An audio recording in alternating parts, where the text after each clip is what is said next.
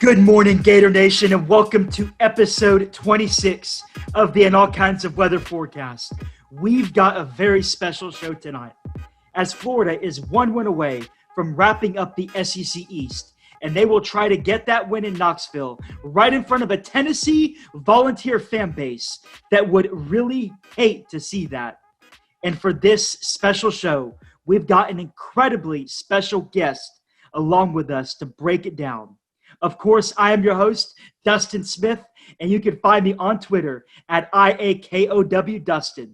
And as always, we've gotten all kinds of weather creator and founder Neil Schulman with us. And you can also follow him at All Kinds Weather. So, Neil, how's it going?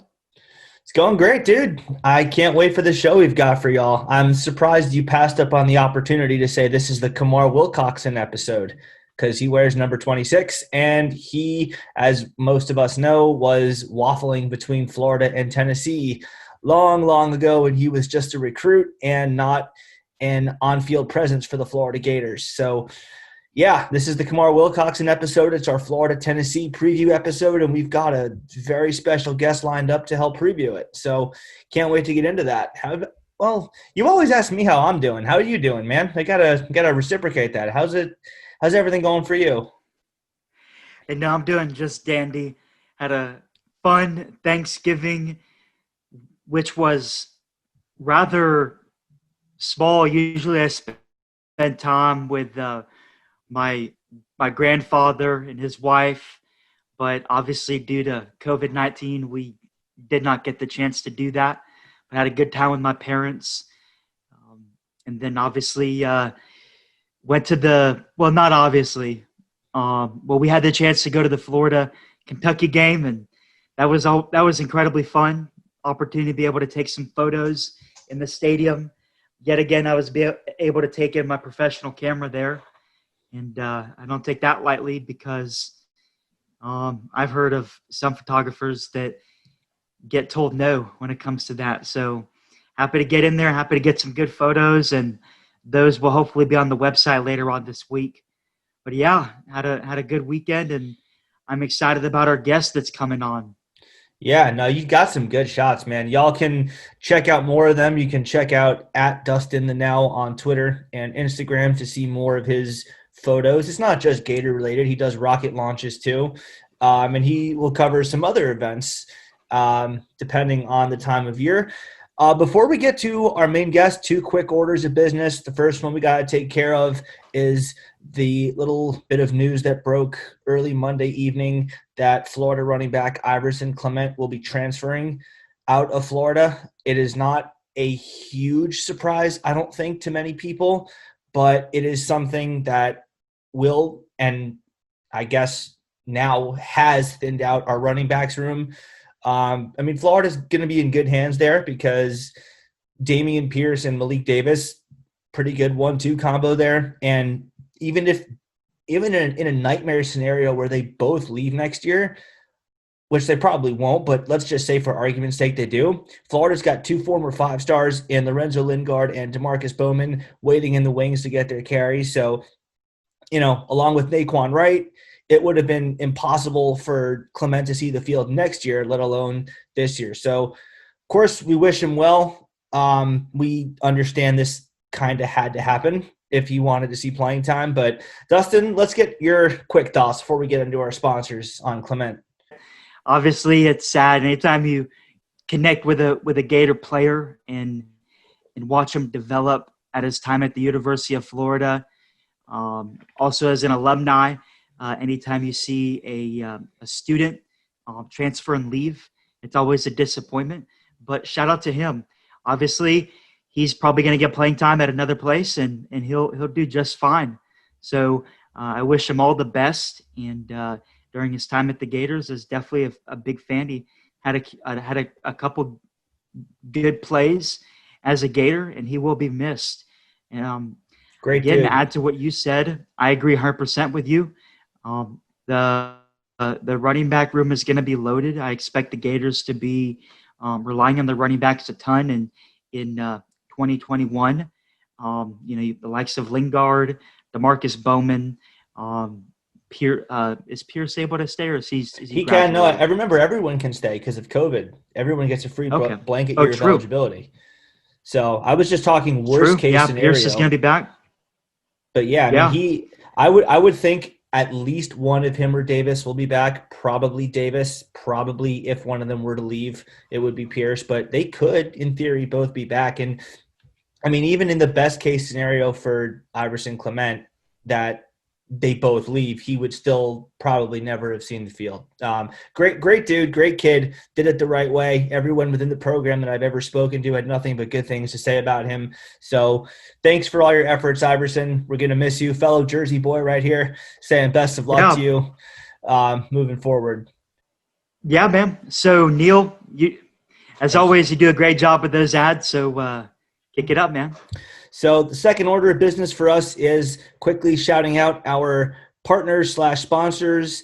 We're proudly partnered with the Gator Good Foundation, which is a nonprofit organization that works to send an underprivileged Gator fan to the swamp in non-COVID years. In the midst of a COVID year of 2020, we have been reduced to a virtual campaign, and we are about to introduce our winner. So you'll want to be following our social handles at the Gator Good on Twitter, at Gator Good Foundation on Instagram, and the Gator Good Foundation on Facebook.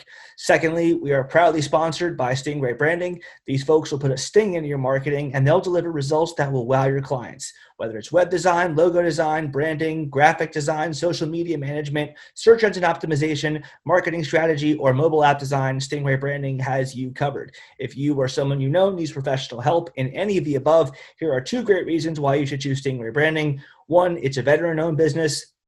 There is not a better way to properly thank those who serve our country than by giving them your business. And 2, it's run by a Florida Gator. So not only do they do great work, but they do great work, and they are owned by a Florida Gator who happens to be a U.S. veteran.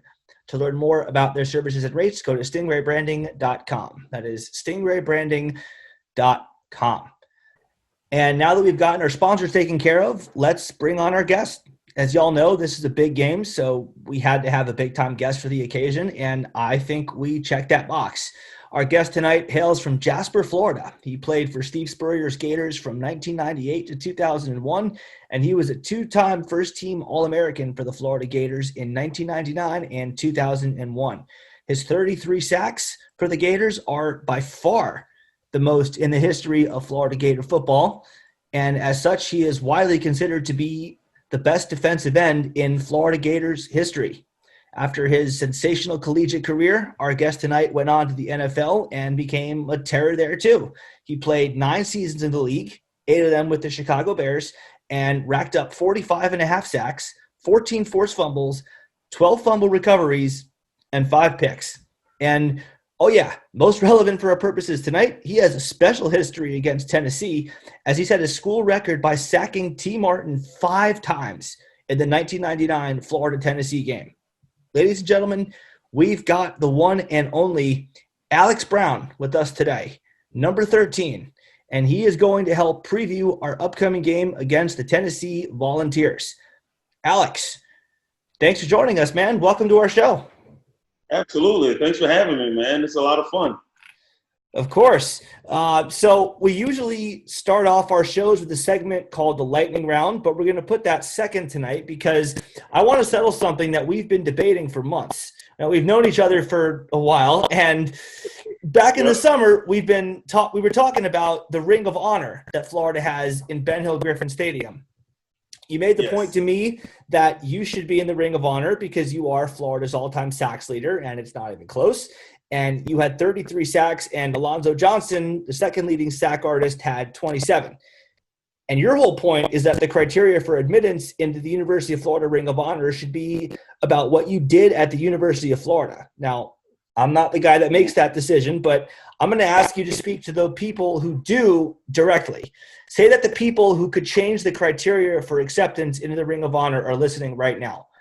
Make your case. In your mind, as a true Gator great, what should the criteria be? Who are the best players ever played? I mean, that's pretty plain and simple, honestly. They have a criteria that's specific to the players that's in. I mean, the Heisman Trophy, I think it speaks for itself. If you're in the Heisman, then I fully believe you should be in.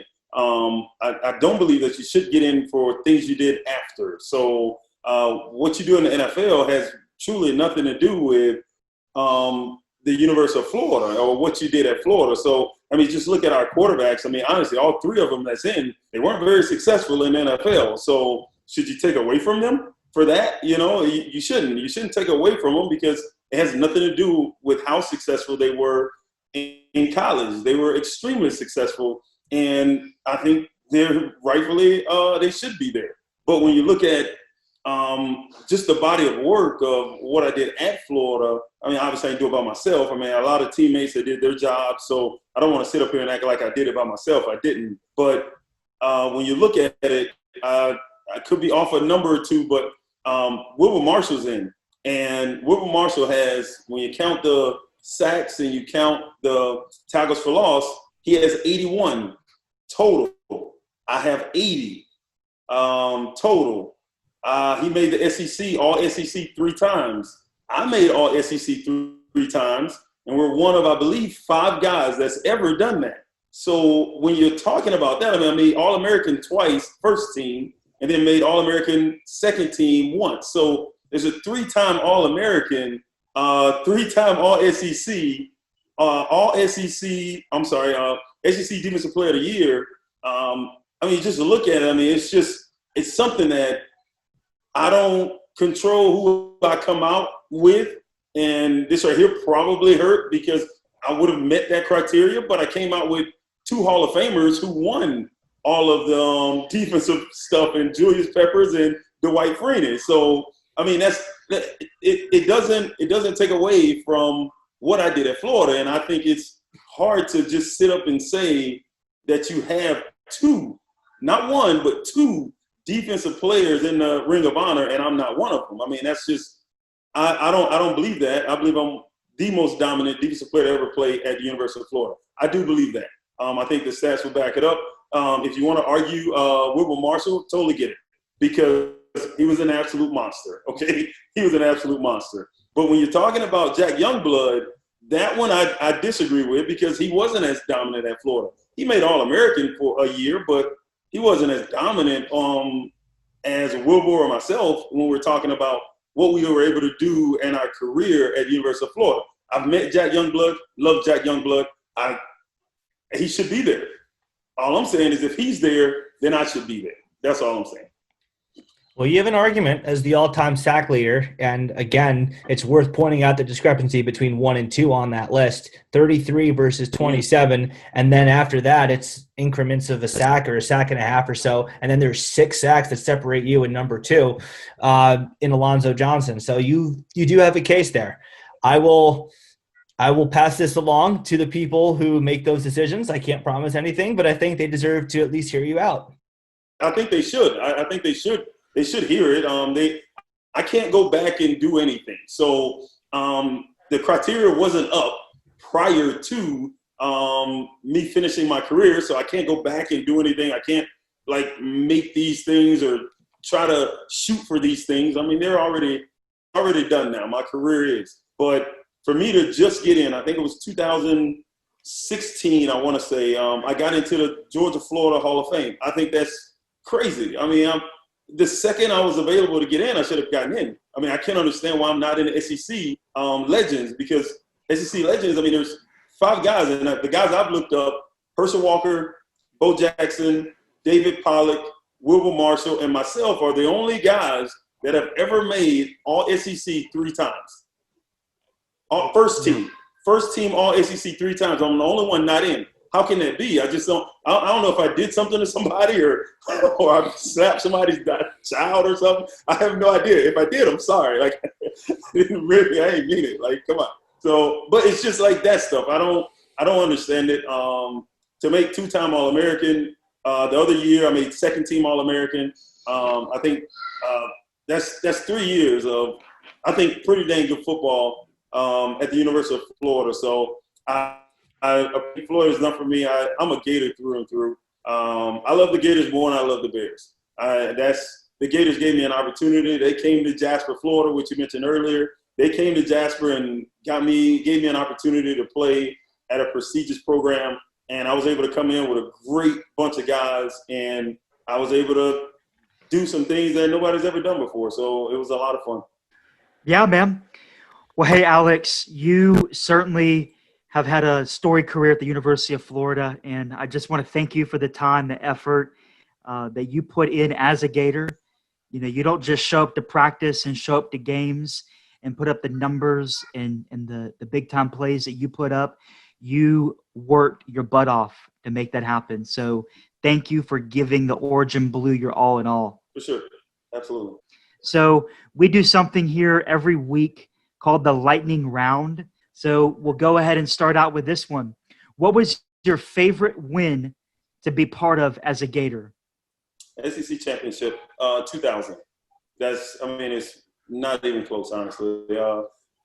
The second one would be, it's more of a personal reason, but the SEC championship, because we went up to Mississippi State and we lost to Mississippi State, and then we're able to reel off consecutive wins, and then that South Carolina game where we dropped down like 21-6 or something, and then Lido takes a punt in just before halftime, and we have the lead. I want to say it was 31-21, and you kind of realize, like, at that point that, they're not coming back on us. I mean, they blocked 2 field goals for touchdowns.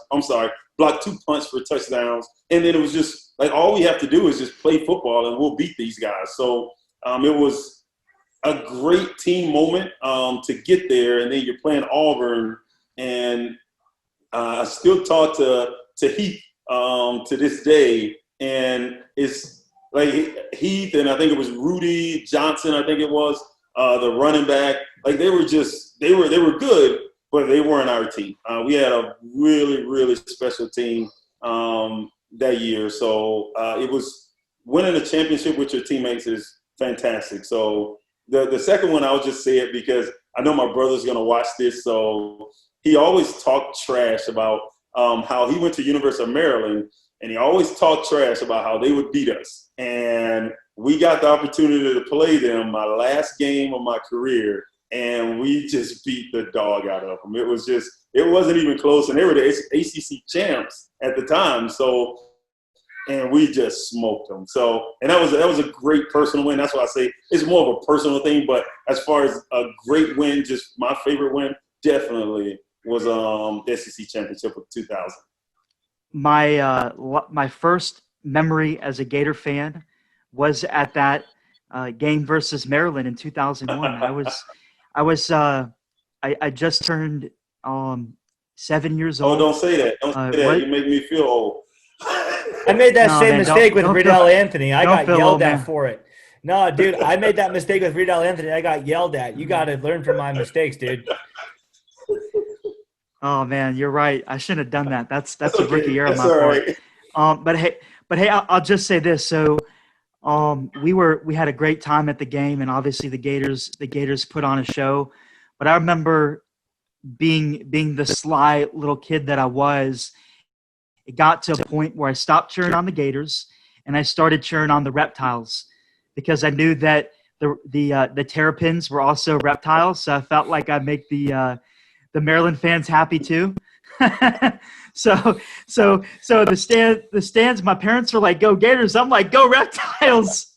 I didn't know any better. we went to a dinner that night, and I still have this. We went to dinner, not that night, but early in the week, with Ralph Friedgen and Coach Spurrier, and you have to sit in a certain seat, and underneath your seat was this little note that say, you get, whoever's sitting in this seat, they get the helmet that's on the table, which is half Gators, half Maryland. And I remember getting up. I remember like going and looking under the seat, because Andre Davis comes over to me. He's like, "Listen, you got to find this little paper underneath." And I find the paper and I sit down. Nobody's sitting down except for me for like 15 minutes, because I don't want anybody to get that seat, right? So I get the helmet and I go over to Coach Spurrier and go over to Coach Friedgen and have him sign it. And I still have it right now. I have it in my house right now. We're unpacking, and it's usually one of the helmets that I put up in my office. So I love that helmet just because I think it was my last game won, and then half of it is a special part of me because my brother played there, right? So, and that was a lot of fun beating them. I'm sure you've gotten asked this before, but we look forward to getting your thoughts. Why did you become a Gator? Oh my gosh, yeah, these are good questions, man. Really good questions, but I don't think the answer is going to be what you think it is. I grew up. My dad's a huge Hurricane fan. Okay, so I grew up a huge Hurricane fan. I was going to Miami, no question about it. Coach Stevens was the guy that recruited me, and he knew I was going. Alex is going to. He's going to Miami, no question about it. I took my visits to Florida State. I took a visit to Auburn. Auburn was the only school that wanted me to play quarterback. So I played quarterback in high school. And then I get to, Miami. And then one of their players get killed. They got killed down there. And my mom comes in and she's like, yeah, you're not going there. I was like, okay. All right, where do I want to go then? So Andre Davis, this was the week after. So Florida won the national title. Then the recruits went down and they had this celebration on the field. And Andre Davis, who I've been friends with since like 5th grade, okay? Andre is still my best friend, all right? Outside of my wife, of course. But but Andre comes home, he gets his house, and he calls me. He's like, Alex, listen, I know you say you're going to Miami this week, but you got to take that last visit to Florida. And I was like, well, Mom said I can't go to Miami. So he's like, okay, all right, you got to go to Florida. So I call Coach Stevens, and they say, yeah, come on. The best thing that happened to me during that time was that Mike Peterson was my host. It was the best thing that happened to me because he was very honest. He was a really good dude. And he told me that if I came in and I could play, they'd let me play. So, and this is coming from a guy Mike Peterson was that guy. And now you got Javon Curse and you got Johnny Rutledge. And still yet, he's looking me in my eye telling me that if you can play, they're going to give you a shot to play. I was like, all right, cool. And I felt like I fit with them. So the speed of the game, like running and stuff like that, I felt like I was that type of athlete. I could play with them. I didn't know 2 years later I'd be moving to defensive end, but at the time I thought as a linebacker I could play in this system. So, and Coach Stoops was great. So everything just kind of fit, man. Everything kind of fit perfectly. And I was there, I think maybe 6 hours. And I told my parents, I was like, I'm coming here. And that was it. So real quick, because it's the lightning round, what was your favorite part about that 5-sack game you had against Tennessee? We won. That's it. Nobody remembers that game as much if we lose. So we had to win. That was the biggest thing about that game. I know everybody talks about it weekend or every year, but if we lose that game, we're in trouble. We're not in trouble, but it's just not as special if we lose that game. So I think that's the best part of it. Yeah, and what many of our listeners don't realize is just like currently the winner of the Florida-Georgia game would be the SEC champion. Yep. When you're playing in Florida, it was the Florida-Tennessee game. That was the de facto East Championship game. Correct. That's what it was. Nobody really cared about Georgia. They always talk like they were good, and Coach Sprague kind of put it the best when he said they always seem to get the 5-star recruits, but we always win. So, and that was it. Like that, it just seemed that way. It seemed like they would always get all these great players, and we would always win the game. So, a couple of times I thought they had better teams, but nobody really thought that they would actually beat us. So it was Tennessee, Florida, definitely. I think the quote was, why is it that during recruiting season they have all the great players, but when it comes time to play the game, we have all the great players? I don't understand that. What happens to them? That's it. That is it, word for word, yes. So as we already talked about, you had a great career at Florida, big-time sack leader, and then you go on to play in the NFL, and you go from being a Gator athlete to an alumni and a fan. What was your favorite game to watch as a fan of all time? The 2008 national championship game. My wife and I flew down, and they beat up Oklahoma.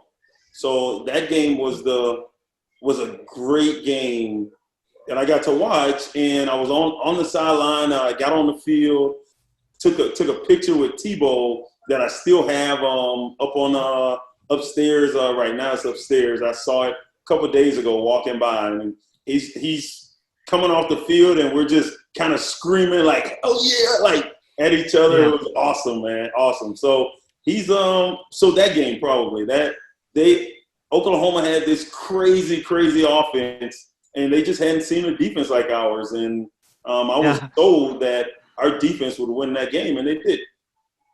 They did. No one expected. Everyone thought it'd be a shootout. So the fact that it was the Gator defense that won that game, super big deal. I mean, to stop Oklahoma on the goal line twice, nothing like it. Beautiful defensive performance. So what is your favorite stadium to play in college not named the Swamp? Man, I really like playing at Neyland. I really liked it. It was a lot of people. It was huge. Everybody hated you, you know. Like to play in a place where everybody hates you and there's 100,000 people, like you're like, whoa. Like if you do something good, you know they can't stand you, you know. It was great to play there, but playing in Jacksonville is probably the most special one because at no point in time, outside of commercials, I guess, is that place quiet. So whether it's a good play or a bad play, somebody's screaming, you know? So like half of the stadium is screaming. So that makes it great. And then the whole rivalry between Florida and Georgia is just, I mean, it just gives it that much more. So I love playing there, not necessarily because of the stadium itself, but because of everything that happened inside the stadium. So we have to ask you, do you have a favorite Steve Spurrier story? Steve Spurrier story, man. I'm not sure if everybody watching is familiar with why I wore the number 13. So my cousin wore it at Tusculum, Tennessee. He was killed in a car accident my 10th grade year. And I said that I would wear 13 if I could when I got to college. So I get to Florida, and Mike Harris had it, but I redshirted my first year. So he had it that year, and when he left, so I'm walking through the hall, and at the time, I want to say I had number 47 or something. I had 48, something crazy, and I was like, oh, my gosh, I need to get out of this thing. And Coach Spurrier and Jamie Speronis, they're walking on the treadmill together. They're doing their little workout. And I walk by, and I'm like, okay. Because me, I mean, I'll say it. I was like, all right, don't just walk by. This might be your chance to ask him, just go ask him. So I walked up to Coach, and I was like, Coach, gave him the story about my cousin, and I really want to wear 13 if that's okay. And he looks at me, but not like at me. He looks through the mirror at me, you know? So I have to look at the mirror to look at him in his eyes, right? So he's like, all right. And in his voice, he's like, well, if you don't play well, I'm going to take it from you. I'll say, all right, no problem. I'll play well. And then I got away quick before he changed his mind. So excellent. He's like, no. He said, then he stopped. He's like, no. Don't tell him. Don't tell him what I said. Tell him you can get 13. So I had to go down to the equipment place and tell him, hey, Coach Spurrier said I can get 13. And they changed everything then, and I was 13 from that point on. So that's that's how I got my number. So. Well, you definitely played well. I would say you definitely earned that. Thank you. Stats don't lie, man. Well, hey, y'all. True. That's true. That's a great story. Well, hey, at least you didn't get, all right, my man. Right, exactly. Yeah. Oh, man. Well, the rest is history. So let's go ahead and move on. Since you mentioned jerseys, what was your favorite jersey combination as a Gator? I didn't like white ever. So I thought white made me look bigger. So I didn't like white. So blue, we didn't have a crazy ton. So give me the white pants and the blue jersey. I'm good. You know, give me that. Oh. How about on the road? Oh, on the road. That's always all white, isn't it? Well, I mean, you got to wear the white shirts, but you can wear blue or orange pants. Yeah. Give me the orange pants. Orange pants, white. Unless we're in Tennessee, then obviously we probably have to wear something different. But give me the orange pants and a white jersey. The white on white. I swear I just look 280 out there. I'm 250 and I look 280. I just didn't like it.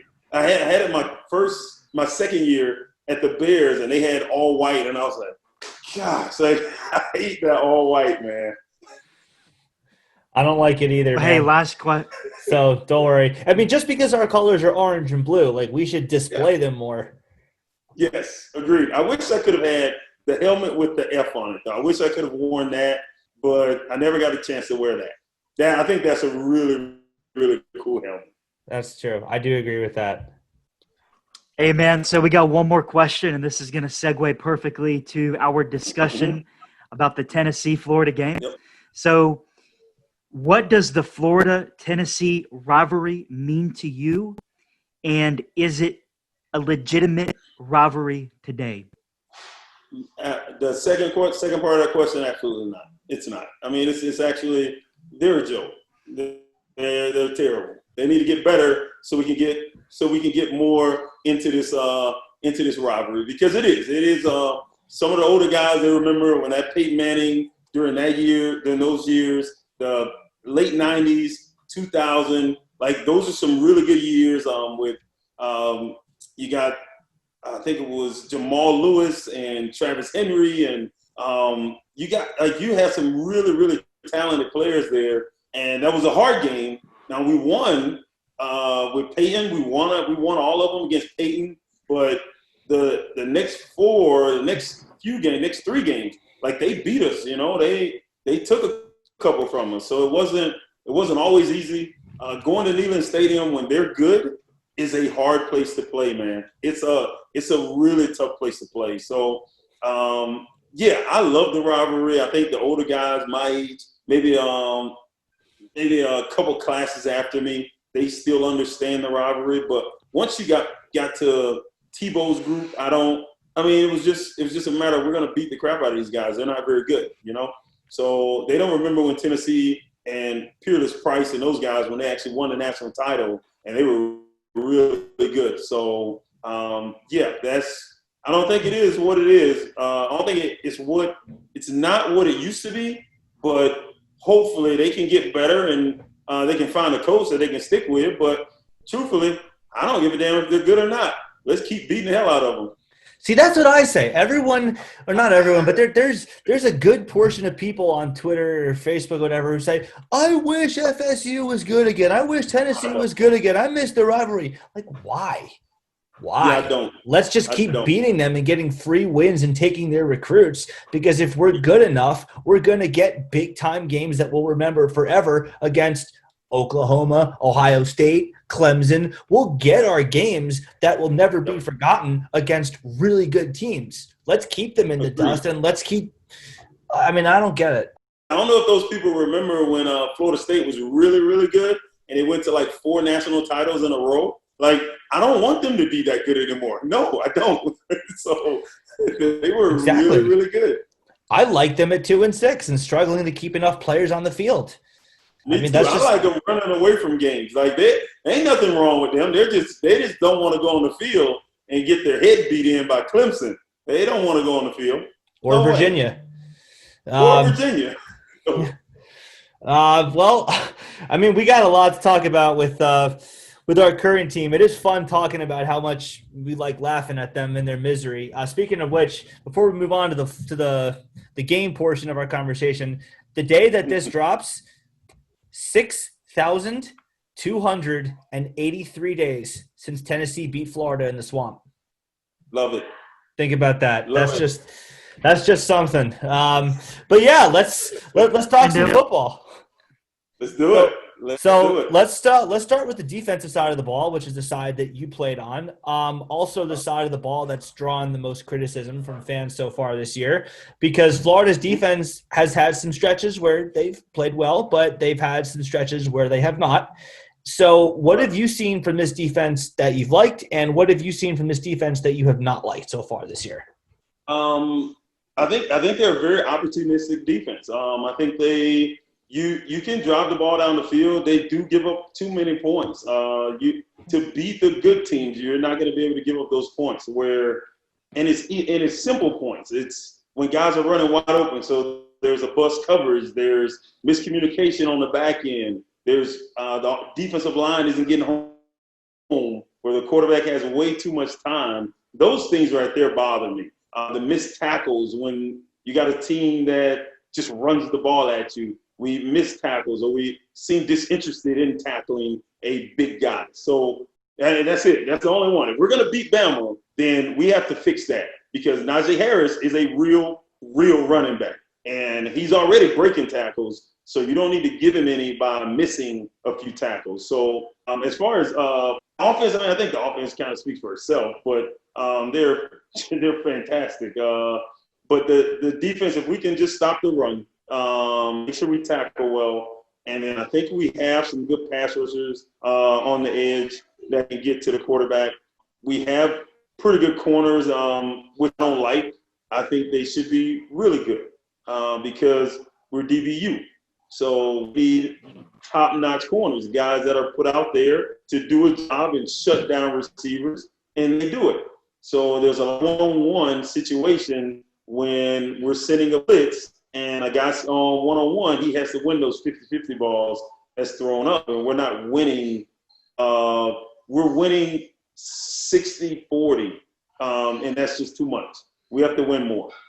Well, hey, Alex, you're a student of the game, and I want to give you an opportunity to educate our listening audience on some defensive line and defensive football. Mm-hmm. One thing that has been mentioned ad nauseum concerning the Florida Gator defense is at times they're not gap sound. What have you seen in the Florida Gators defensive front where they've not been gap sound? What can they do to improve in attacking the right gap, and how do they fix that? And honestly, I think it's pretty simple. So it really bothers me that it hasn't been fixed yet. I think the guys, when you're 19, 20, 21, and you're trying to make plays, you want to go to the league. Obviously, everybody's just because they want to be seen. They want to get their name called. But you can't make every play. And I think that's what we're having. We're having guys trying to make all the plays. And that's what you do. You get out of your gap, trying to make a tackle, and then the ball comes through your gap. When you're a gap defense, if everybody does their job, you're going to make your plays. You're not going to you're not going to have Cox Jr. make Slayton plays. You're not going to have Carter make Miller plays.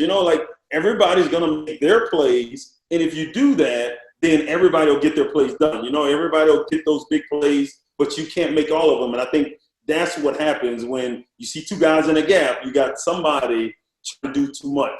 Just do your job. It's really simple.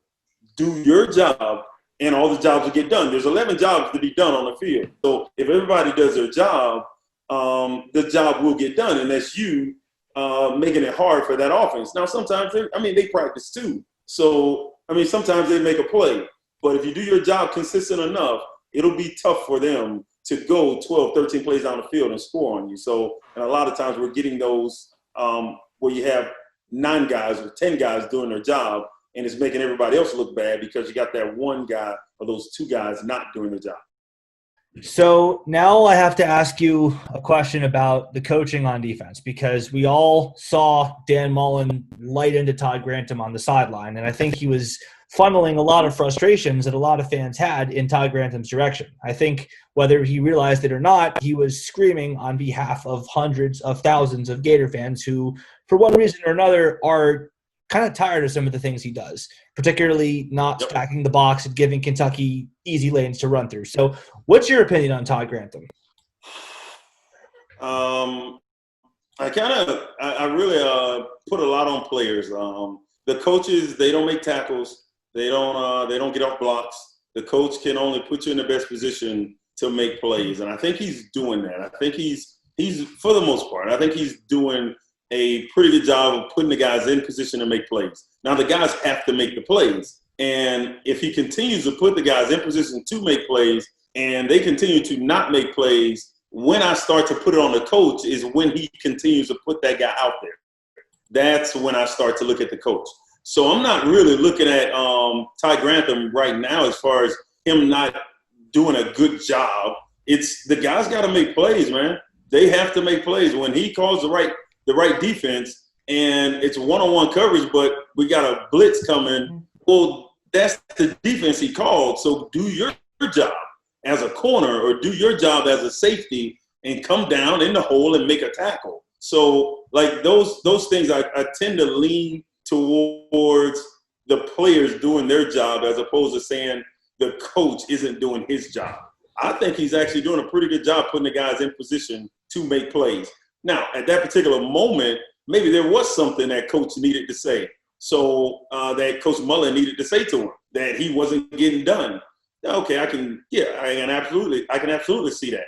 Hell, I saw Coach Spurrier and Coach Stoops get into it. So, and we all know how great a coach Stoops was, But there are times where, coaches argue. Coaches have differences of opinion. Or the boss, which is, in this case, Coach Mullen, he don't believe he's doing what he's supposed to be doing or what they talked about. So, hey, you let him have it for a little bit and then it's over. It's not something that I think carries on, So I think that one thing that some fans have really gotten on him for that I do think is legitimate is there are guys who are younger than some of the starters who have balled out when they've gotten their chances, like Tyron Hopper, like Travis Johnson, who have come in and balled. They've done great. And fans want to see them play more, and they haven't played a ton. So you think that's something that's more valid, or do you think that that's something that we should just learn to trust the coaches on? Well, I think we should trust the coaches because they are at practice every day. So the guys you mentioned, maybe they're good in certain packages, right? So that's what they know. That's what they're comfortable with. And if you put them out there in a different package and the guy doesn't know what the hell he's supposed to do, or in practice you can run all the scenarios that you want, but you get out in a game and that one scenario that you didn't go over, and now he's like a deer in headlights. He has no idea what to do. So when the coach puts him out there, that's when I believe that player should know what he's supposed to do. Because if he doesn't, then that's the coach's fault. So if a coach puts a guy out there that doesn't know what he's supposed to be doing, then that's the coach's fault. When he doesn't put him out there, that's his fault too. He can't win in that situation, So I think we should trust the coaches, absolutely to a degree, on the things that they're doing with the team because they see them a lot more than we see them, So we'll assume that Florida wins at least one of their next two games. Mm-hmm. And that would, of course, set up a matchup with Alabama. Mm-hmm. Now, I don't want to look too far ahead here. We still have 2 games left in the regular season. But from what you've seen, Alex, what does Florida have to work on the most in these next 2 games to be prepared for that showdown versus the Crimson Tide? Exactly what we talked about just now. We talked about them being gap sound. They have to be gap sound and they have to tackle. Alabama, they can and they will, if you show weakness, they will run the ball 20 times in a row. They don't have to throw it. So they have an offensive line that's really good. They have a running back that I believe is probably the best running back in the conference. One of the top running backs in the country. Harris is good, man, and he will break tackles. We have to gain tackle, and we have to be gap sound. If we're not, and they can play action and beat us on those plays, that's when we get in trouble, and that's when you start to look at Trask on the other side and say, hey, man, keep us in the game because we're not going to be able to stop them. So it'll fall back to being opportunistic and trying to get a tip ball or interception or a takeaway that way. Then we can get the ball back to offense and maybe we can jump ahead right there. But we will have to be gap sound and we will have to tackle a lot better than what we have been through up in the season. It's been said that the biggest gap on the field is the C gap. And the job of a defensive end to contain what comes outside is vital to how an entire defense works. You can have the most gap sound defense in the middle of the field, but if you can't contain anything, you're gonna lose some one-on-one battles outside. So true. That is true. And what I will say with that is containing it, there's a fine line between it. I had to learn it when I got to the NFL with Coach Lovie Smith. You still have to squeeze that B gap because you don't want to contain so much that B gap gets so wide now that the linebacker can't really do his job and make that play in the B gap now. So the defensive end, yeah, he has to be conscious of not letting anything get outside of him, but he also has to be conscious of making sure he squeezes that gap and don't allow that tackle to push him to widen that gap. So now that running back has a two-way to go on that linebacker coming downhill in that B gap. So you want to be shooting fish in a barrel there. And I like to take some credit for Lance Briggs becoming a Hall of Famer because I did that very well. Hey, that point taken. So he better mention you in his Canton speech. He better mention you in his Canton speech. He better. I won't be there. He better. Urlacher did. He better. Oh, yeah. Yeah, man. So being a former defensive end, Alex, I just wanted to ask you about Zach Carter. Mm-hmm. So obviously he had a ton of hype coming into the season. Yep. All the pictures of him being transformed by the Nick Savage weight program. What do you think of Zach Carter? Has he lived up to expectations, and what can he do to improve his game? I think he has. I think he has lived up to him. I think he's only scratched the surface, man. He's only scratched the surface of his ability and what he can do. He's so big, so quick.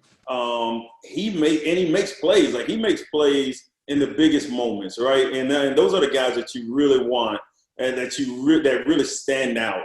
Are the guys when it's 3rd and 10, he don't have to get a sack, but you get pressure, you get a tip ball, you get pressure on the quarterback, and he has to throw it a little bit early. Now that's an interception. He may not get any credit for that in the long run, but any football fan that's truly watching the game, they understand who actually made that play. He makes a lot of those plays. He makes a lot of plays that won't show up on the score sheet at the end of the day, So, but he also makes a lot of other plays. He also makes tackles for loss. He gets the sacks. So I like what he's doing. Just keep doing it, man. Keep working. I follow him on Instagram. I actually sent him my number a couple weeks ago. I told him, give me a call. He was asking me questions about what can he do to get better. What do I see? Hands. Use your hands more. Don't allow those big guys to get on you. You got to keep them off, and that's something I had to learn. You can't run by everybody. You have to there's going to be some close fighting in there where you got to be able to get that guy's hands off of you and not be there or not be in that same spot when you knock him down. You knock him down and then you move, and then you can make a play. So, but I like what he's doing. I think he's a hell of a talent. I think I think he'll definitely play at the next level, assuming that's what he wants, Obviously a big-time player, and I know, again, this is the Florida-Tennessee podcast, but if we can fast forward to the Alabama game, a big matchup that probably won't be discussed but needs to be discussed is the matchup between Zach Carter and Alex Leatherwood, the big-time offensive tackle for Alabama. As a defensive lineman who had great success in the NFL against some incredible talent on the offensive line, what does Zach Carter and other defensive linemen on the Gators need to do to not allow Leatherwood to have dominant plays like he's had in previous weeks? You got to switch it up. There's not one thing. And what's so ironic about this is that I learned that lesson against Alabama, and it was Chris Samuel that actually taught me that lesson, so that I can't just run by everybody, because up to that point, I was just a speed guy. I was just running up the field. I'll beat everybody on the edge, and that wasn't going to work against him. So you had to come up with something else. So you got to show him something and take it away.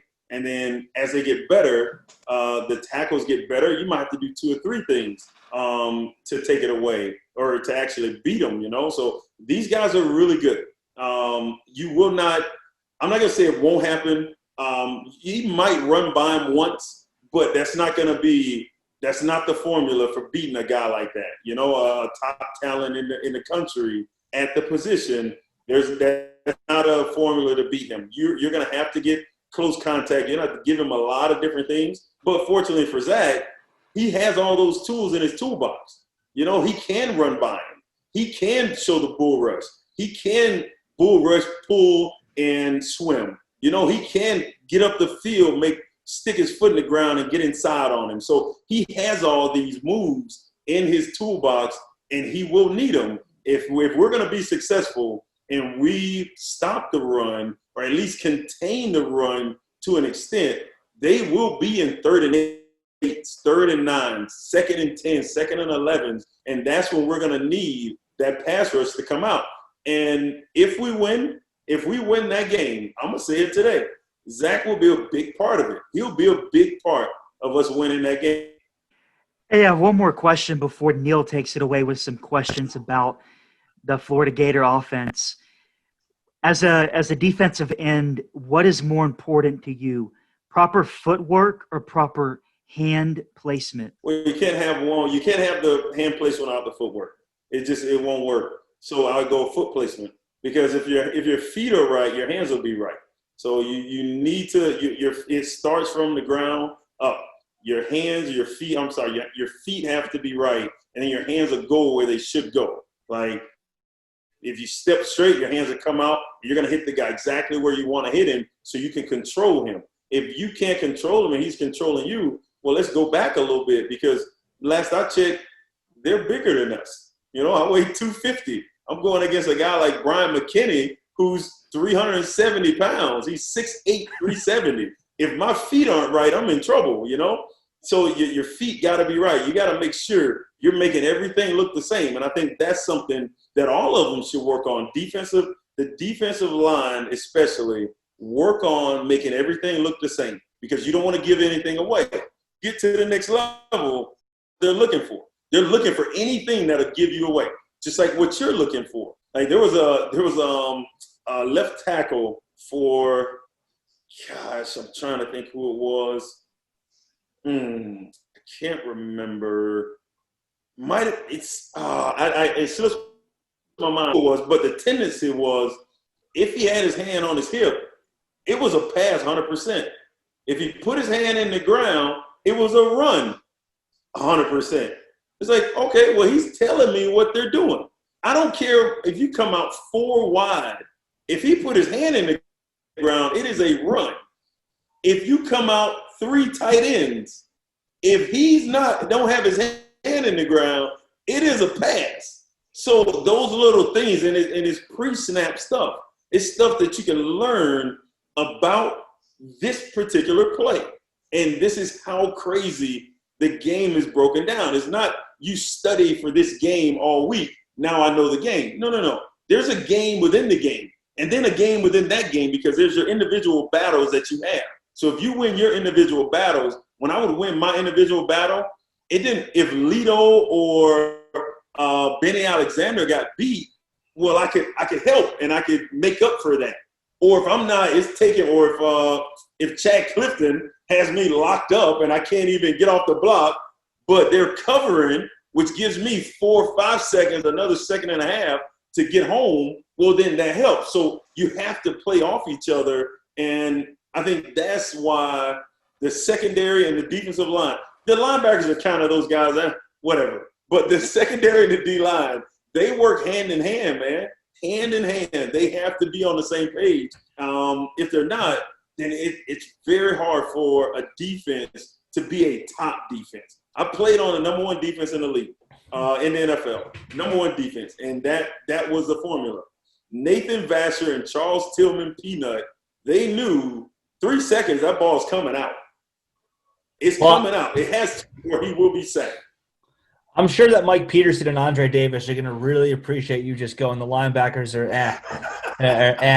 just like that. Yeah, I'll be sure to forward that to them. They'll love hearing that. Yeah, I appreciate that. So let's move over to the offensive side of the ball now, the side that you set out to destroy. And I wanted to ask you about the position that you had to match up against on every snap, the offensive line. Florida's offensive line wasn't really that good last year. I mean, it wasn't awful in pass protection, but it was awful in the run blocking game. And this year, it's become a legitimate strength of the team with virtually the same guys back. I mean, Nick Buchanan left, but Stone Forsythe, Brett Heggie, Richard Garage, Ethan White, they're all back, and they're a much better unit. So what I'd like to do is have you give a sort of praise pie, so to speak, and let you fill in the pie chart with your percentages of responsibility for the improvement. So the players, offensive line coach John Hevesy, strength and conditioning coach Nick Savage. Who do you think is the most responsible for the improvement? Is it 33, 33, 33? Is it half players, half coaches? Is it all the players? Is it all the coaches, et cetera? You know what? I think it's some players that you didn't even name. I do think it's a little bit of the coaches. I give the coaches 20%. Let's give the coaches 20%. And I'll give the offensive line themselves, just them growing and becoming better and understanding that if they come together and play better together, I give that 30%. So that's 50. The other 50% I'm going to give to Kyle Trask and the position players, because this is what they don't have to block very long, because you have a quarterback that's back there. He knows where he's going with the football because he can actually read a defense. He actually knows what the defense is trying to do. The receivers get open, so he doesn't have to hold the ball that long. So it all works together, man. It's never just truly just one thing. If the offensive line did their job but the receivers didn't get open, what are you going to have? You're going to have a sack after 6-7 seconds of Kyle holding the ball, which you're going to try to run, which we all know he can't do. He's going to – and Kyle, I love Kyle. I talked to Kyle through Instagram too, man. But he's not gonna make it too far running. So the guys they're gonna get it. So the offensive line can do their job. If the receivers don't get open, then it's all for naught, right? So everybody has to do their job. But when you have in my opinion, I think he's the best quarterback in the country, and I think he should win the Heisman. I mean, as of this point, I think he's the leader, no question about it, to win the Heisman. And then you have these position players. You have like dynamic players. Tony, you got Cal Pitts, you got Grimes. Like, these guys are unbelievable, especially one-on-one. Like, you leave them one-on-one, you're in trouble. You know, like, they're going to crush you. So they get open. The quarterback recognizes what the defense is trying to do. So it puts the offensive line in a position, and I don't want to make it seem like I'm taking anything away from their improvement from last year, because I'm not. I just think because everybody else has improved around them, yes, everybody's level of play has gone up.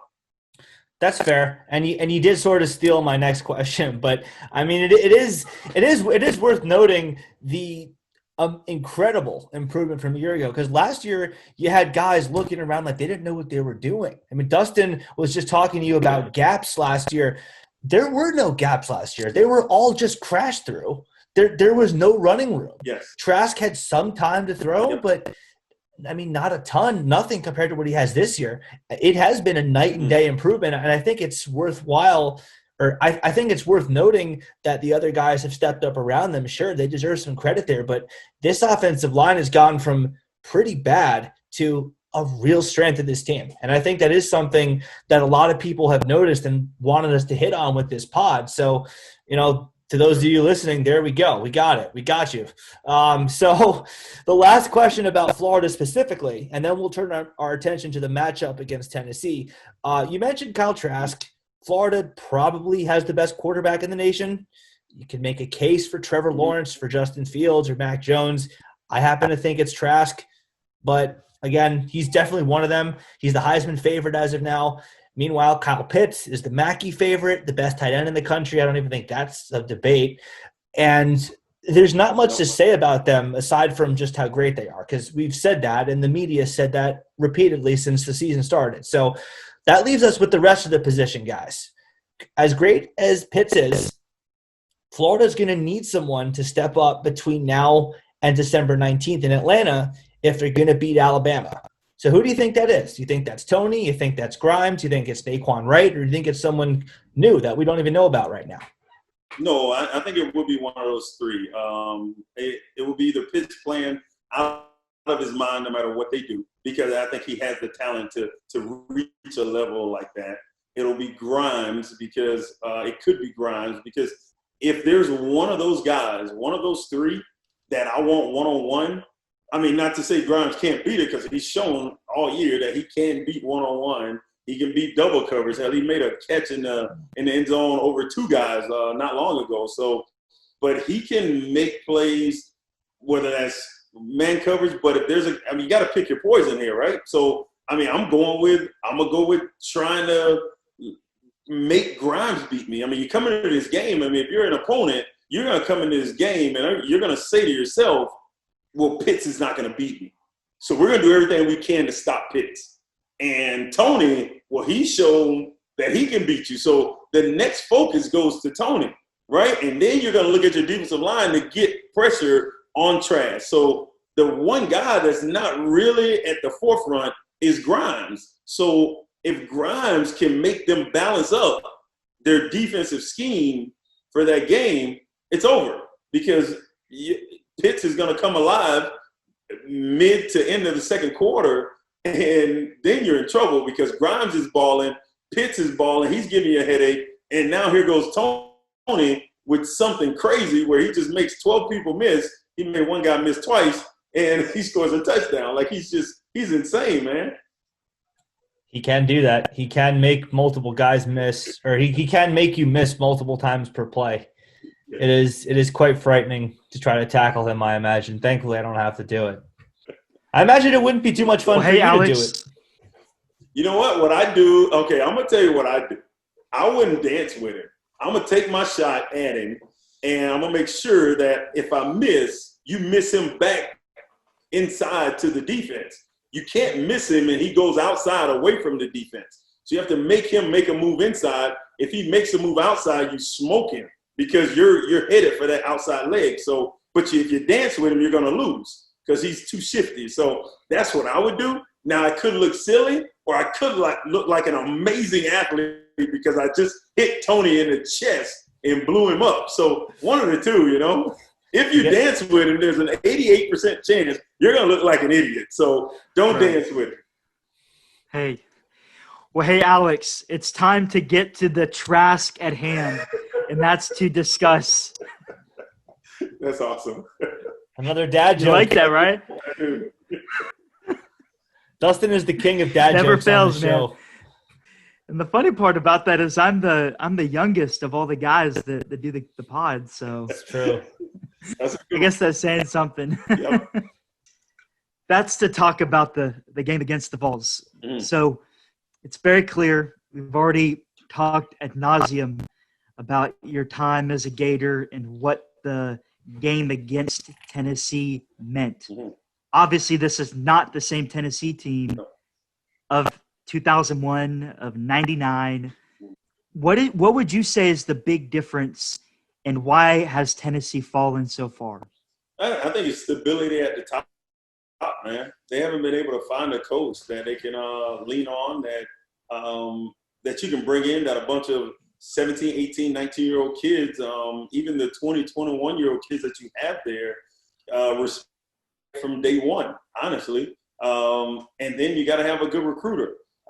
There's a lot to be said about what some of these coaches are doing that's been to these places, like Ferentz at Iowa, like what Nick Saban's doing, like what Coach Mullen has done in such a small period of time. And dare I say, what the coach at Georgia's doing. I mean, it's just being able to recruit is a talent, man. You got to be able to do that, and they haven't found a coach that can actually do that. And you have to be a guy that these kids respect, and these kids will follow and run through a brick wall for, because at 17 to 21, man, I know how I felt. I felt like Superman. I'd run through a wall. All I had to do was believe in my coach, and that wasn't very hard to do when you got Coach Spurrier as your coach. So I was ready to go. But I think that's what they're missing, and it starts at the top. And then as it trickles down, they have to recruit better. They got to stop letting guys get out of first. They got to stop letting guys get out of Tennessee. They have to get those local guys first, and then be able to go in and steal a guy out of Bama or out of Georgia. Be able to go to Arkansas or Missouri and get these top recruits that's there. They got to be able to do that. If they can't, then they're in trouble. I mean, I think they got really lucky when they got Kamara, but he was at Alabama, and he came there because he just couldn't play at Alabama because they had too many guys. So you have, it starts at the top, and if they can change it, get somebody stable at the top, then I think they'll be headed in the right direction. And they didn't really even get the most mileage they could have out of Kamara. They left a lot of potential yards and points out there on the field with him. But so as Dustin and you both mentioned, this is not the same Tennessee team you used to play against at all. But this year's Tennessee team does have one thing in common with the last Tennessee team you played in your senior season. And that is that with a Florida loss on Saturday, they can ruin our season. Our title dreams are shot.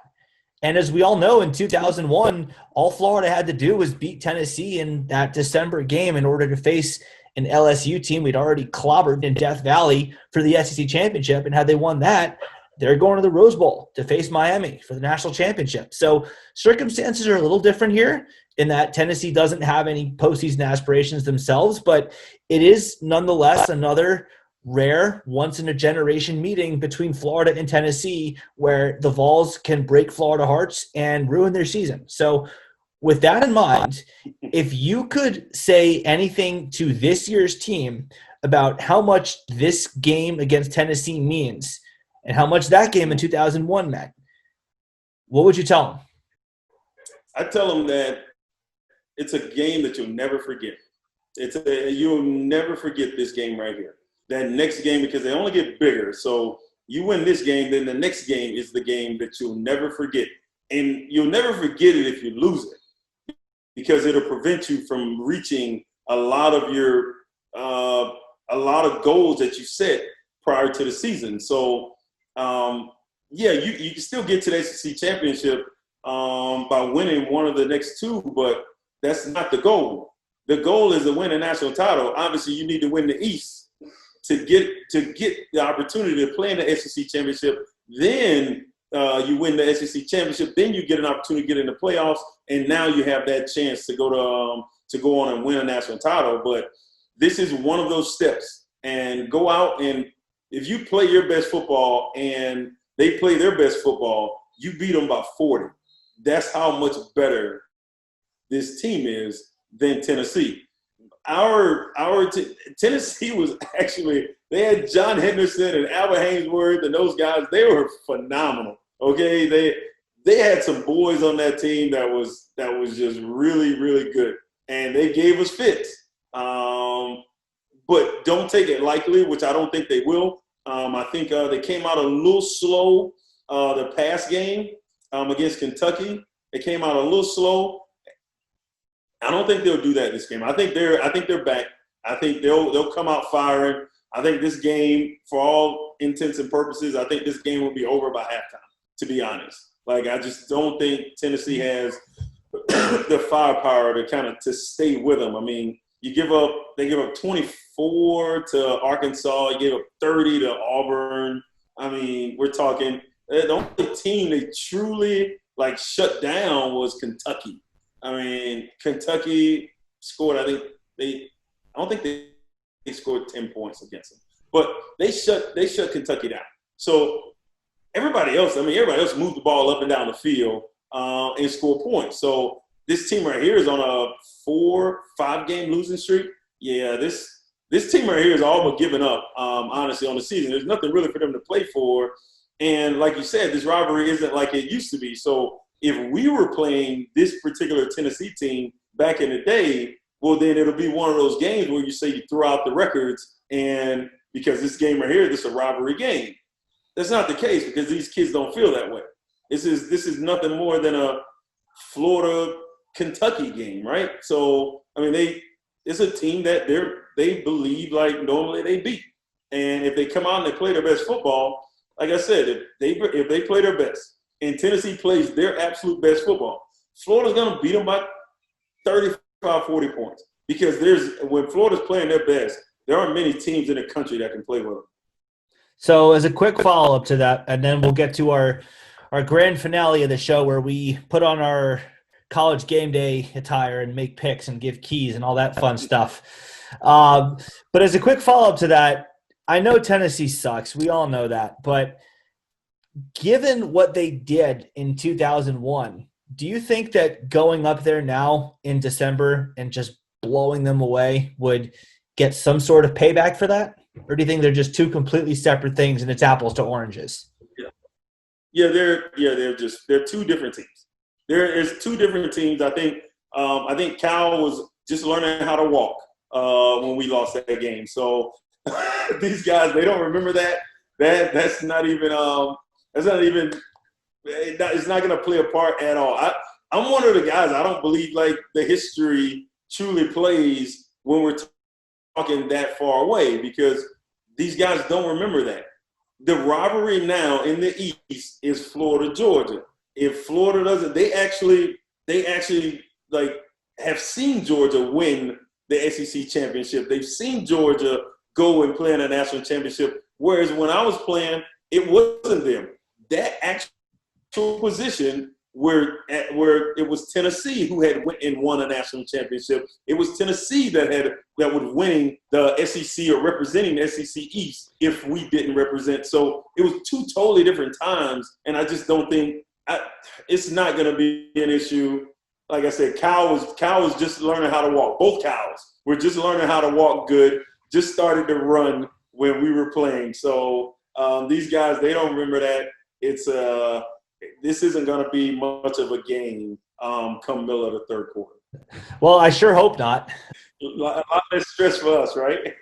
Yeah, no. So Dustin was saying earlier that or Dustin usually picks Florida to win by obscene numbers of points. And that's, I think, going to be the last item on our agenda tonight. Before we get into the verdict, I would be absolutely remiss if we did not talk about the weather going up to Knoxville.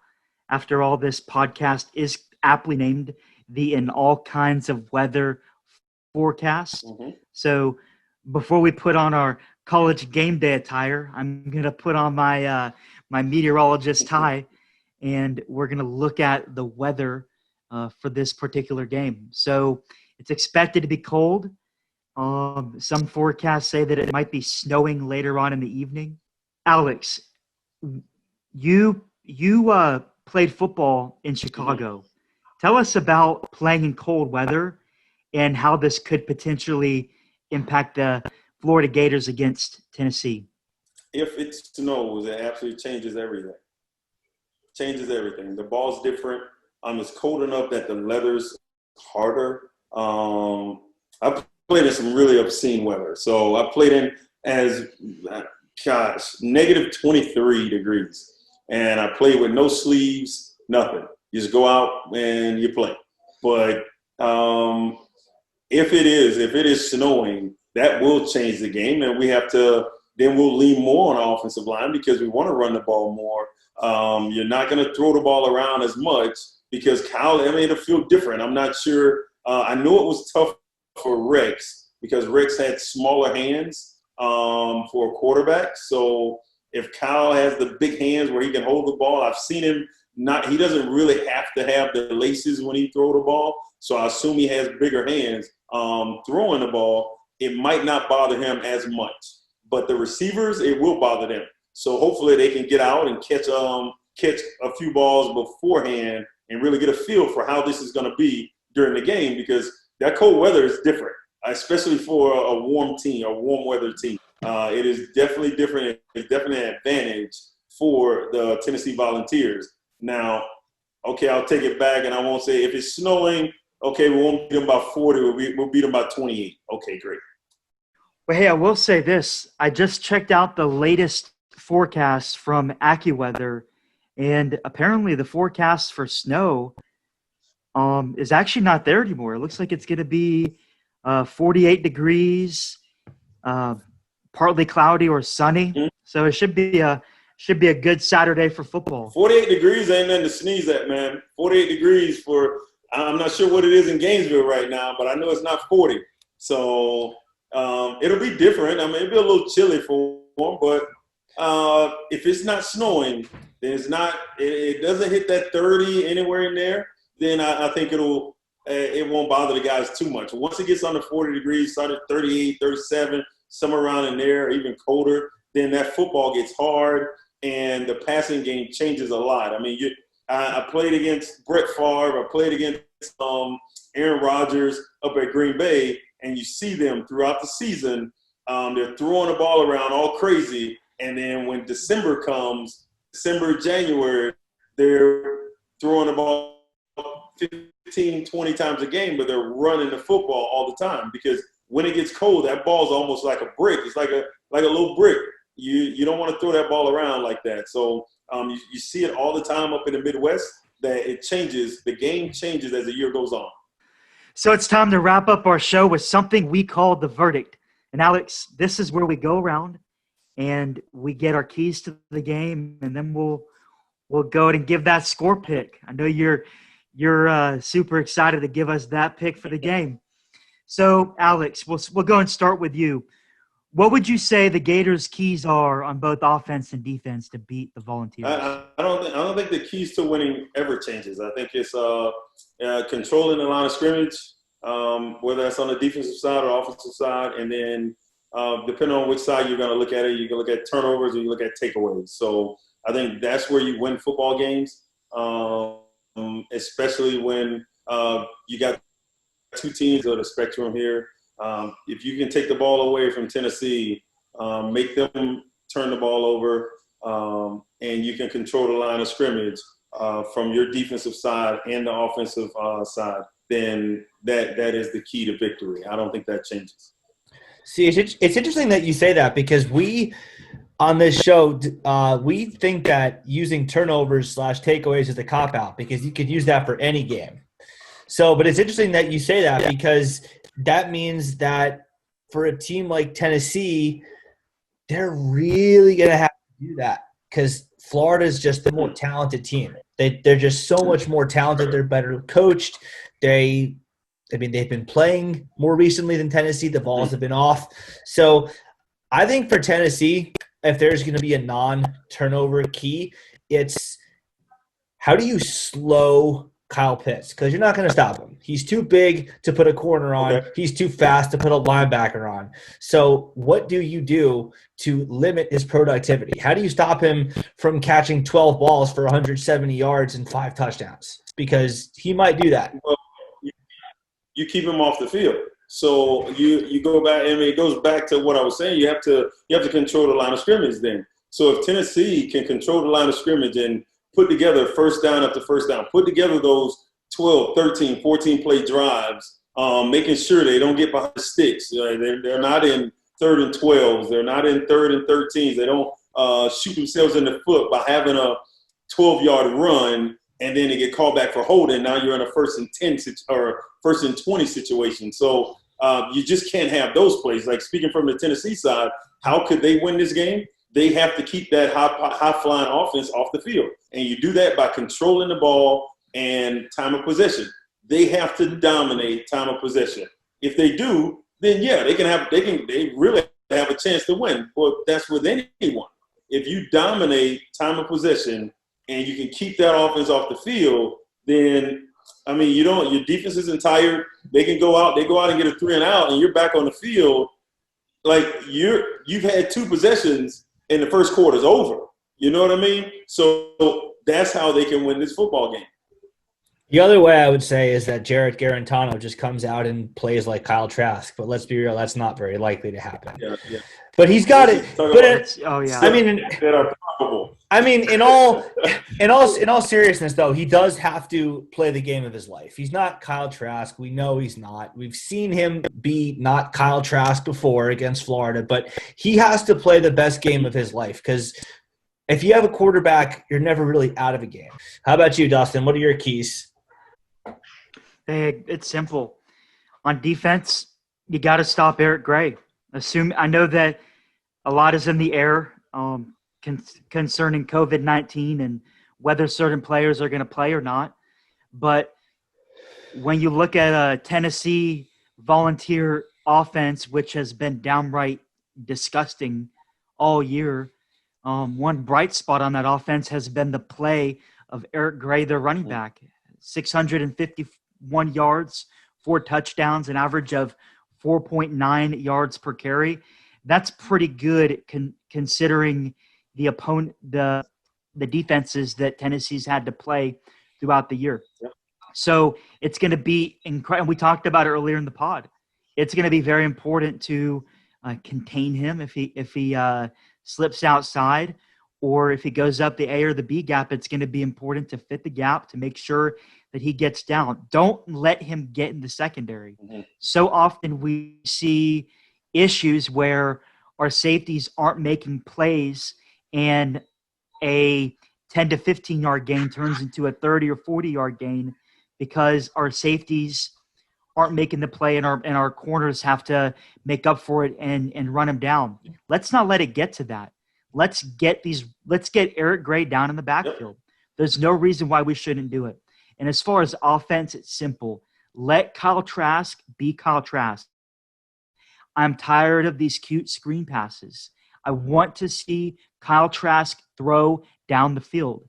I want to see more of those 30 and 40-yard pass plays, which I know we're capable of doing. Justin Shorter, Trayvon Grimes. You look at Tony, Kyle Pitts, of course. Yep. I mean, we have some of the best hands in the country. I'll take our starting 4 pass catchers over any starting 4 pass catchers in the country, and that includes the receivers that Alabama has. I don't think there's a tight end on Bama that's better than Kyle Pitts, and I'll leave it at that. I mean, obviously we're playing Tennessee. We got to beat Tennessee, and we could go on and on for days when it comes to breaking down this game as well as games to come. But let's go ahead and get to our picks, and we will leave our listeners in suspense and leave the best for last. So Alex, we'll have you go after Neil and I'll go first. I'm going to go and pick the Gators to go 37-17. And I'll just say this: the last 2 games, I picked scores that were out of this league. Last game, I picked the Gators to win 45-20, and then I later amended my pick to 54-13 or something like that. Didn't happen. Against Vanderbilt, I picked Gators to score 73 points. Man, that didn't happen. So, you know what? I'll pick a score in the 30s and then hope the Gators score more. We'll see if that's a way to play the game. So yeah, I'm gonna pick the Gators 37-17. I mean, look at Dustin and I just inverting roles here. I'm gonna go and be the guy that Dustin has been the last couple of games where he's just picked obscene numbers that have no chance of panning out. And listen, I think that something snapped. I think some kind of switch was flicked when Mullen just lost his mind on Grantham. I don't know what it was. I don't know why that would make you be more fundamentally sound on defense and control your gaps and attack the right hip and tackle better. I don't know why it would suddenly make the offense score 17 points in the third quarter when it scored 7 in the whole first half. But clearly something snapped then. And I'm going to say that was a turning point for the season. I might get burned on this. We might wind up scoring 3 points in the first 3 quarters against the Vols. But I'm going to take that chance. And I'm going to say that Florida comes out guns blazing and unleashes a lot of frustration from the last couple of games that weren't good enough. You were supposed to beat them by 50 or 60, whatever. I think they hear that and they take their frustrations out and just maul Tennessee because they're every bit as depleted as Kentucky, and I just think they want the season to be over with. And I don't think they have the right coach. So throw all that together. There's no answer for Kyle Pitts or Kyle Trask. I think the Florida defense is rounding into form and will play its best game of the year. I'm going to go not ridiculous, but I'll say Florida wins 45-17. And now the moment you have all been waiting for. Alex Brown, what is your pick? Well, I mean, I'm picking the Florida Gators. I mean, I think we've talked about it a ton, and how I'm leaning. I think everybody kind of knew, but I think it's rightfully so. They're in two totally different classes here. The Florida Gators are flying high. They're playing as good, if not better, than anybody in the country offensively. I do think the defense takes a step here, and they really put their foot on someone's throat for the first time this year. And I think they shut them down. Now, that doesn't mean they don't give up any points. I think we jump out early, and then we start playing a soft coverage, which will give up a touchdown late. But I do have the score 54-10. Like, we just absolutely beat the dog out of them, really. Like, it's not close, and I think we make it – we show it. And right after we get off of here, I'm going to send Kyle Trask a message and let him know that, hey, let's go, baby. You got to beat the dog. Don't take your foot off the pedal, man. Don't take it off. Just run the score up, because they took a national title from us in 01. So there is still some bad blood there. I knew there was. For me, hell yeah. For me, yeah. Oh, of course. And I will take. I just want to. If they go out and they play the best football, if we do that, I'm telling you, this game won't be close. It won't be close. If we play our best, they play their best. It's because the talent gap is just so immense. It's so big, so large. Like they can't keep up. So you don't have an. We keep talking about Trask and Kyle Pitts that they don't have an answer for. Hell, they don't have an answer for Grimes. They don't have an answer for Tony, let alone Trask and Pitts. So I mean, and then let's not forget about our running backs. Our running backs our offensive line. Like, I really see this game offensive wise as we score probably every time we get the ball. It's just it's going to be one of those games that Kyle he kind of adds and just puts a little distance in between him and whoever second is in that Heisman race. I think it's one of those games. Well, I sure hope you're right, because it would be a lot of fun to shut up those fans. As quiet as they've been this week, they talked a lot of smack this past offseason. It'd be real nice to rub those receipts right back in their face. Yep, for sure. It's always fun to beat the Vols.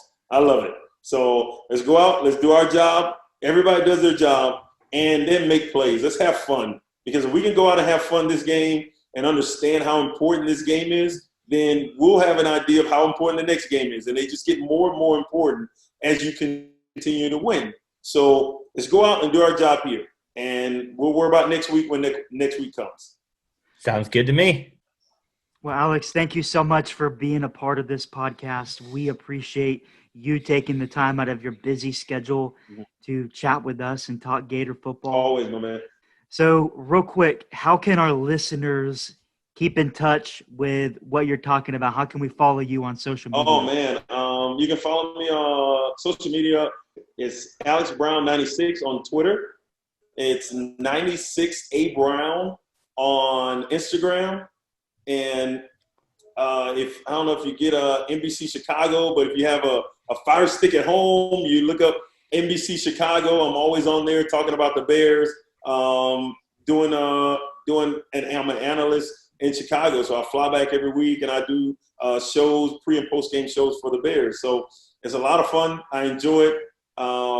So that's how people can follow me, and hopefully one day we'll all meet down at the Swamp when they unveil that 13 above the stadium. Yes. Yes. Last second callback to the beginning of our show. I love it. That's right. And how about this? Here's to unveiling two numbers, one for 13 in the Ring of Honor and number 11 and right in front of that stadium with the Danny Werfel, with the Steve Spurrier, and the Tim Tebow. Let's put Kyle Trask right next to him. Yep. I like it. Would be great. Awesome. That's awesome. Well, I appreciate it, guys. Hey, man, y'all have a wonderful day. Hey, don't tell Ben Troop that we said this, but you were by far the best guest we've had so far, at least in my opinion. Oh, man, Troopy, man. Troopy is a great dude, man. I love Troopy. I won't tell him. Actually, I might. Yeah. It's just to rub it in his face. Do it. Free PR for us. Sorry, Ben. Hey, you were great too. you're all great. You're all just excellent, and we always appreciate when someone of your status gives us the time to talk some Gator football. So we're really appreciative for you and Ben and for Shannon and Riedel and Doring and everyone. We're very appreciative of your time. So thank you. No problem, man. Hey, like I said, I'm a Gator through and through, man. So I truly had a blast. I really appreciate it. And let's do it again. Yes, sir. Sounds like a plan. So that's about all we've got for this edition of the In All Kinds of Weather forecast. If you've enjoyed our show, please subscribe to us on iTunes and leave a 5-star rating and nice review. And again, we just want to give a special thanks to our guest, Alex Brown, for joining us. Alex, thank you again for taking the time out of your busy schedule to hang out with us and talk some shop. For sure, man. No problem. Anytime, man. It's been a lot of fun. I really appreciate it. And of course, we just want to thank y'all for listening. Stay safe, stay healthy, and of course, go Gators! Go Gators! Go Gators! Yes. Oh, yes. man.